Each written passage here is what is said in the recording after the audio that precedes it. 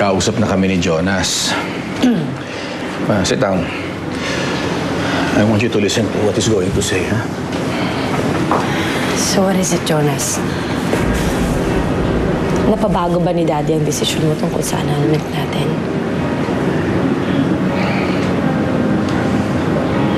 He will go kung ano man ang magiging desisyon ko. Hindi mo ko pwedeng iwan. Nakausap ko na yung abogado ko. Wala kang grounds para ipaanal ang kasal natin.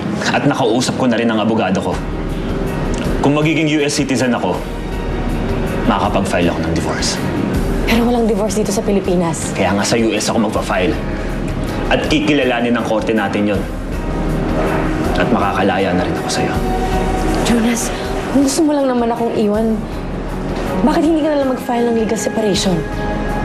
Bakit kailangan divorce or annulment pa? Dahil gusto kong magpakasal ulit kay Ellery. Yun ang gusto mong marinig, di ba? Pakakasalan ko si Ellery. Dahil mahal ko siya.